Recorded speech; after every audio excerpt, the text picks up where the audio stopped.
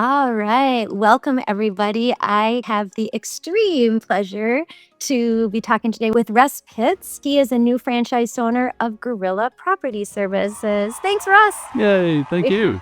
Glad to be here. We're going to do these with a couple different people. I was lucky enough to work with Russ, and so I get to talk with him about his consulting experience, and it was me. So yay, that too. I think wonderful way to start, Russ, is tell us a little bit about what cool Gorilla Property Services is. Like, what kind of business are you in? Yeah, Gorilla is a property service company. We do exterior property cleaning and some interior, but mostly exterior property cleaning, top to bottom. I like to say about Gorilla Burleson, we clean dirt wherever you find it. So from your roof to your gutters, to your windows, to your siding, your sidewalks and driveways. We will clean your property and leave it spotless, and we'll be professional. We will do a good job. We will try to be timely and save you time and money by bundling services, so you have less scheduling and fewer invoices. That is awesome. What a great business for you. I mean, I remember when we first started talking, super open-minded. So like for those of you that are watching, many people that work with us know that they want to own their own business, or maybe they think they may want to think about owning their own business, right? And at first you really have to kind of figure out, okay, what should we be looking at? What's going on? So Russ, give them a little bit of background on you and kind of what, the Reader's Digest version, but what got you to the point of, hey, this might be a really good idea for me, just business ownership in general. Yeah, I remember when we talked, I told you that I had owned a business before, a documentary film company. And through the process of owning that business, I realized there was a lot I didn't know about running a business. I didn't know what I didn't know. And then the business ended up not going well as I'd hoped anyway. Before that, I had worked in television as a television producer. I'd worked as a journalist. Probably my favorite job that I had was working as a theater production manager and technical director in an outdoor theater, a setting that involved endless creativity and opportunities, but a lot of constraints. And when we talked about what those opportunities could build up to and what might be next for me. And I honestly didn't know, but I knew that I wanted to tap into my marketing background. I'd also worked in marketing and tap into some of that hands-on experience that I had and start a business. And I think the light bulb moment for me in talking to you, Lisa, was when I realized that I didn't necessarily need to be focusing on a business that that was reliant on my past experience. Something, taking my marketing career, for example, and going independent with it, that franchising was an opportunity for me and something that I could use my skills, but also learn a new business. Absolutely. And you went through the process great. I mean, I have to give a thank you, because sometimes it is a matter of being a little humble and saying, okay, let's look at what does she think is going on, right? And so what was going through my head with you is he's so creative. He's in a busy area. I mean, DFW South, it's kind of a melting pot right now of franchises, right? So it was, okay, Russ, we're going to be looking at brands that are a little bit more up and coming, knowing that you had all that experience, but also you were very much like, okay, let's just go through this process. We'll see what it comes out. And so for me, I wanted to make sure that we weren't kind of tamping down your creative side.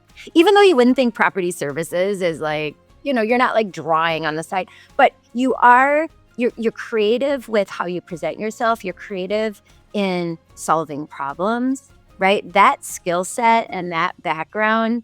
And also though, the project management of it, right? You were checking boxes, making sure all the little details were taken care of. And so the brands that we looked at all kind of met that part of you. And some of them, though, I'll say you eliminated pretty quickly, right? But this one you kind of stuck with the whole time. I was actually unsure of Gorilla at first. It was the bottom of my list when we first started. I didn't think that there would be a lot of opportunity with property services. I was curious about the brand. I had some questions about the brand. I thought other opportunities would be a better fit for me. But the more I talked to those other businesses, the more I realized that either they would require more of me than I was willing to give in certain areas, or the opportunities that they presented weren't there, or the risk was a little higher than I was willing to take on.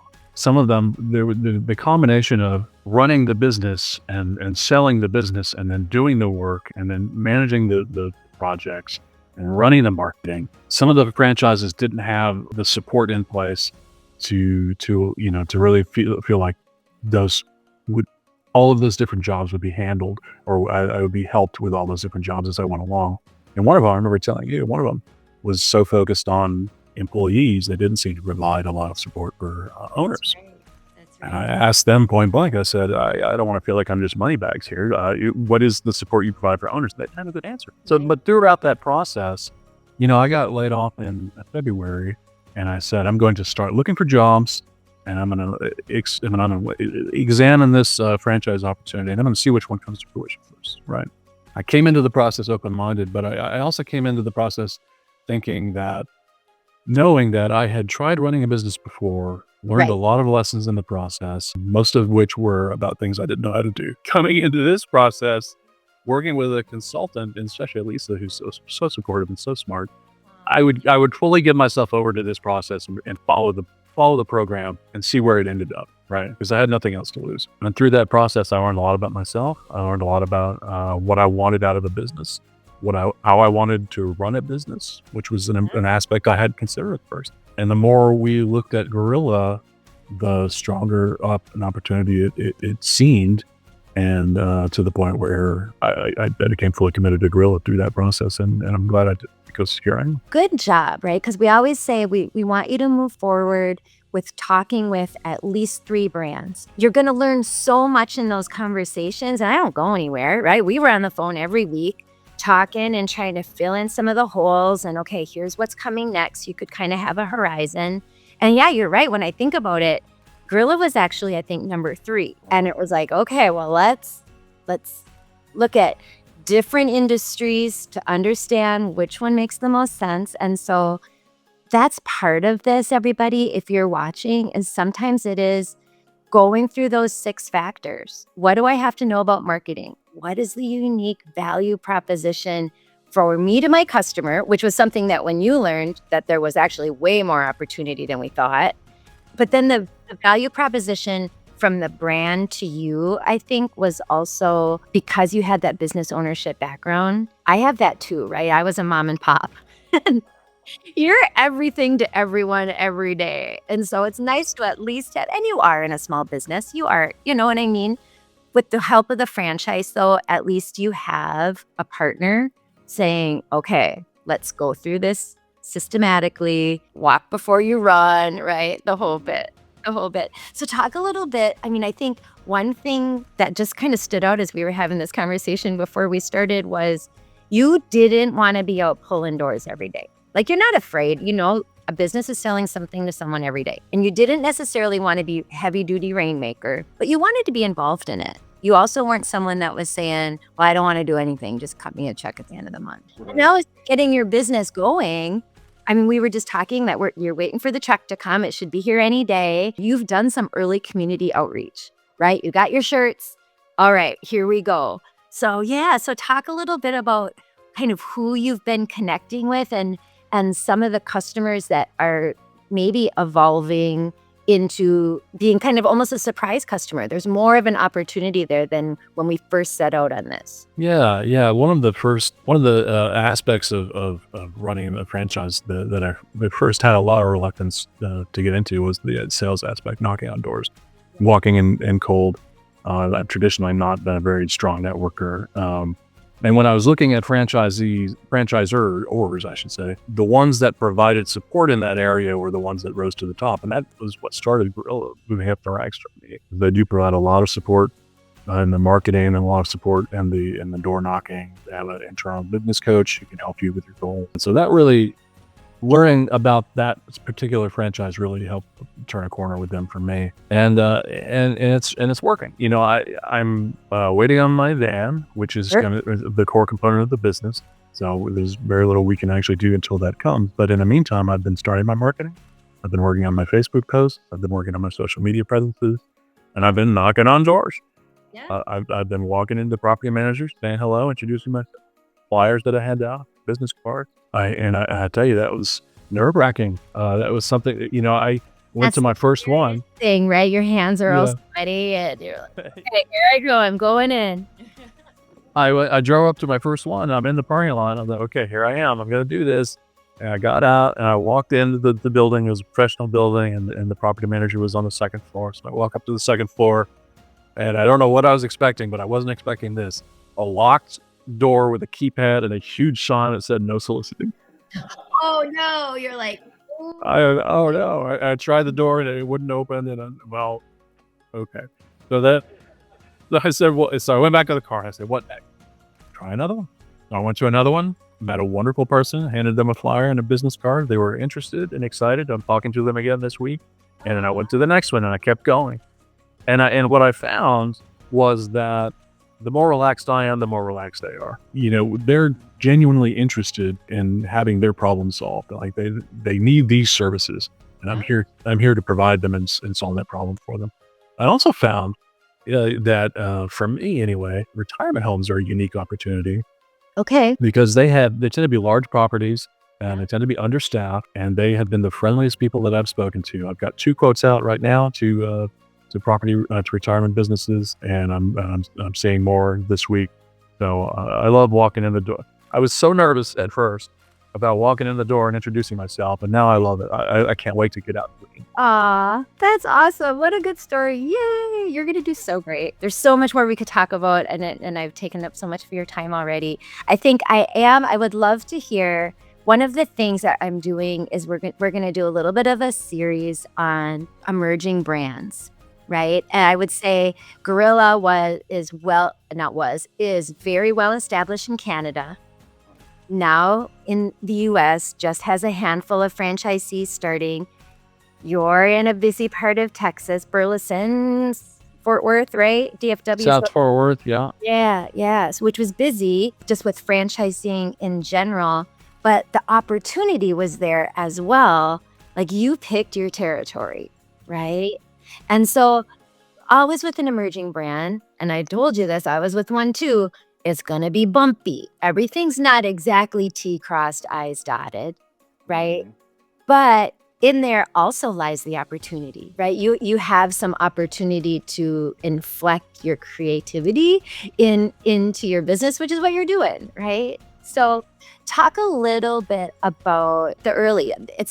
Was good support. It was a great discovery. Been a little bumpy with the van, but just talk about emerging brand in general and maybe why you were open-minded to this one. I mean, they're emerging here, but I think the stability of Canada was where it gave my heart hope, right? That, okay, Right. you're not their first rodeo, right?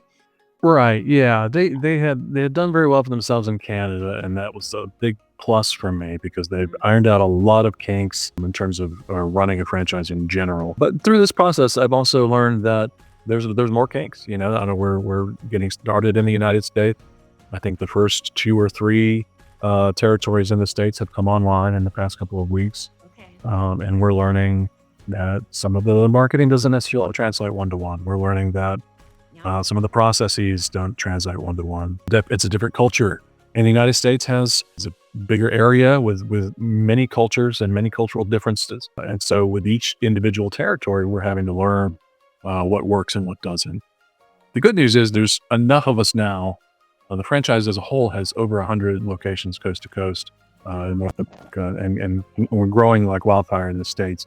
So we've formed a local Texas WhatsApp group, and we're sharing what we're learning as we're going through the process. But definitely there are kinks. I mean, the business is expanding so quickly that I think the franchise has had some moments where they've had to really catch up, and gaps have been exposed, and we're pointing this out.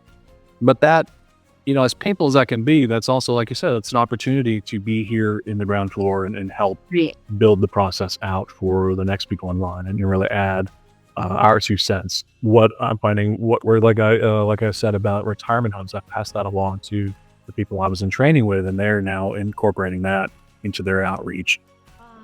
So everything we do now, we can add to the, one of the first questions I had for the Gorilla folks was every time I saw them, they were wearing black shirts. And I'm in Texas, and it's going to be 100 degrees for the next 2 or 3 weeks straight. You don't want to wear black outside in 100-degree heat.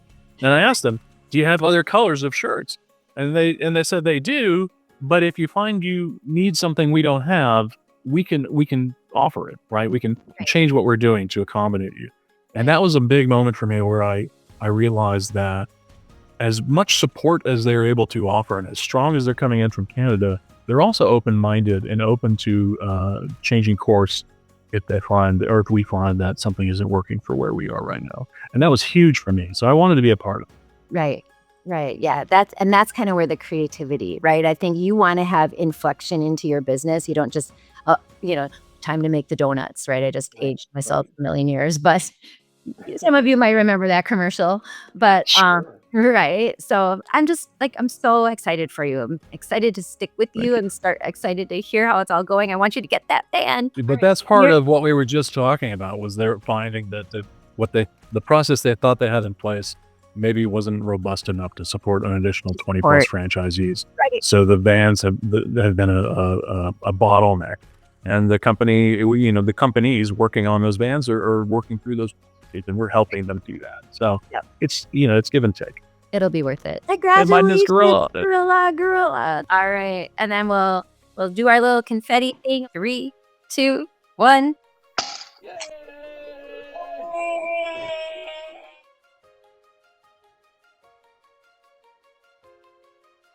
That's awesome. But you know what? Celebrate that too. Let it be messy for a couple hours and be like, you know what? Yeah, I'm gonna leave this. I'm a brave person. Not everybody has to do, right? This is scary stuff. I know. I took your call at first because I had just been laid off, and I didn't have anything else to do, and I was open to exploring anything that came my way. And so I took the call and didn't know what to expect. I mean, not really seriously considering franchising. Right. And through the course of the call, I realized that this would be worth looking into. And the more I look into it, the scarier it became. But then that was also a motivation, because I'm not afraid of doing scary things. I kind of like doing scary things. And so that this was definitely fit that bill. This is really scary stuff, going out and starting a business and buying into a company and learning new skills and knocking on doors. But so far, anyway, it's been so rewarding. I have an employee who's wonderful, who's bringing me customers. Like, we haven't even started yet, and he's already networking and a big commercial contract. And I think I told you this at one point. The exploring the franchise opportunity will involve building a team. And it started with you, and then we had a finance broker and an attorney and all these support people who came on to help me start this business. Yeah. And now that it's started, some of those folks have gone away, and now I'm building another team and building the team to support the business. I think the biggest thing I've learned since failing in my first business and to now is to rely on those teams, to trust the people around you, and trust in a process, and really let the support lift up the whole boat, to mix metaphors.